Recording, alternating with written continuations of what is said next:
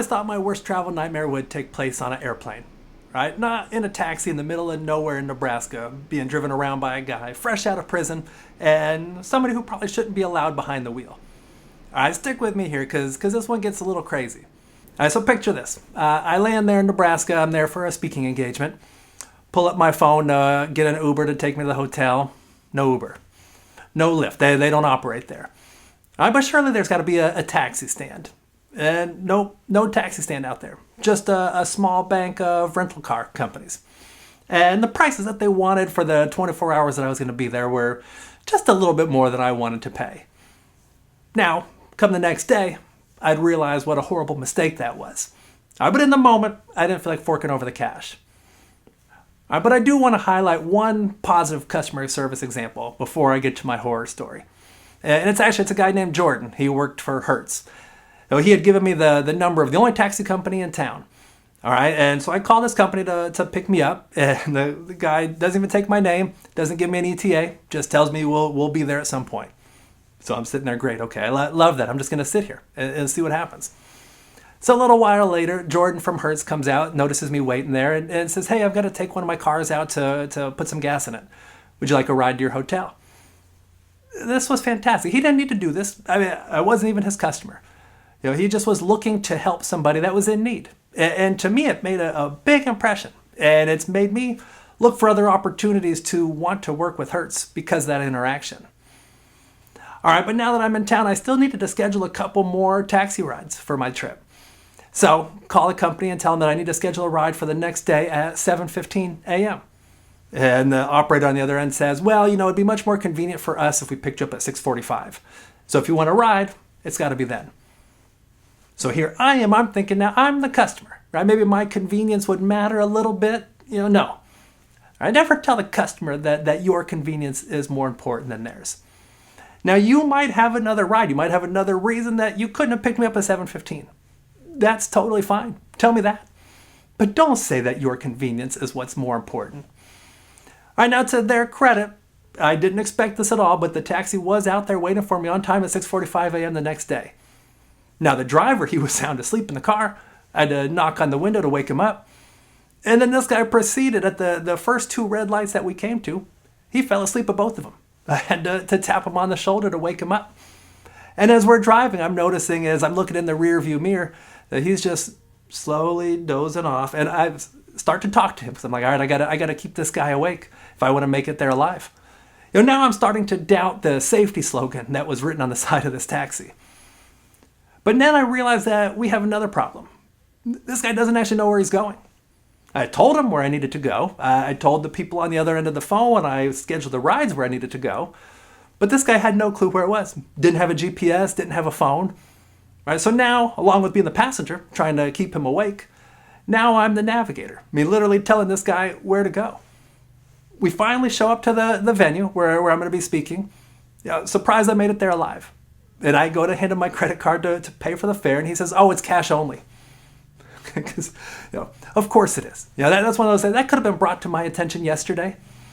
All right, so now we go off to try to find an ATM. And as we're driving, he takes this opportunity to really bash this coworker who scheduled the rides. He said, oh, this guy's worthless. He never tells people what they need to know. He should have told you that it's cash only. And very true. He should have told me that. But you don't bash your coworkers like that in front of the customer, right? Because it doesn't make you look better. It just makes the company look a lot worse. So we finally make it back, and I still need to have one more ride scheduled for my trip to get me back to the airport. So this was several hours later, and wouldn't you know it, my same taxi driver is the guy that picks me up. All right, but this time now he's wide awake, and he's feeling rather chatty. And I'm still not sure exactly how we got to this point, but he said, yeah, I just got out of jail. I'm out of house arrest right now. So I'm just thinking, what? What? Are you allowed to be driving me around out here? What did you do? Are we going to be being chased by cops here any minute? It was one of those things where I felt like, okay, if I don't just end up, murdered in a ditch somewhere, I'm going to have a good customer experience story here if I can get out of this alive. And I'm all for having fun with your customers, building rapport. But there is a line there. And I think it's well before you tell somebody that you were recently out of prison. So I actually took away 7 customer experience lessons from this taxi ride from hell. All right, lesson number 1. Be a Jordan from Hertz. Go out of your way, if possible, to help and deliver an experience for your customer. And in this case, I wasn't even a customer. Just somebody in need that he knew he could take a couple moments out of his time to do something nice for. Those are the kinds of things that really build loyalty. And it has caused me to look for other opportunities to do business with Hertz. All right, lesson number 2. Customers should never feel like an inconvenience.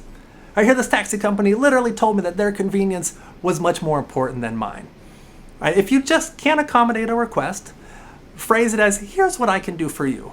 Not, this doesn't work for us, so these are your only options, so take it.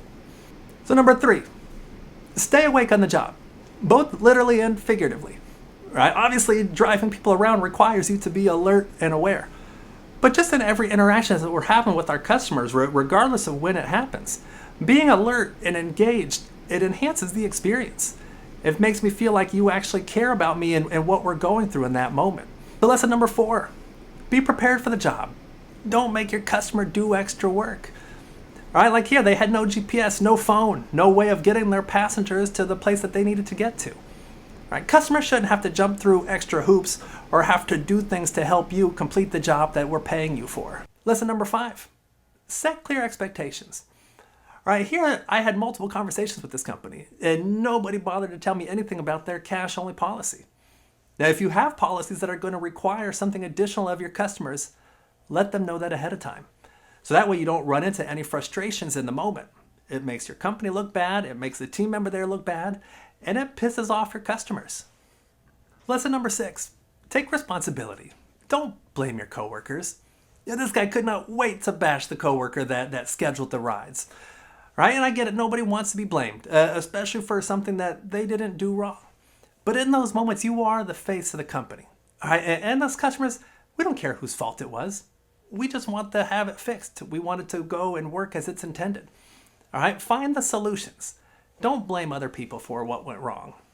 And lesson number 7, keep personal stories personal. All right? Have fun with your customers, build rapport. But maybe sharing that I was just in prison probably isn't the best thing to do.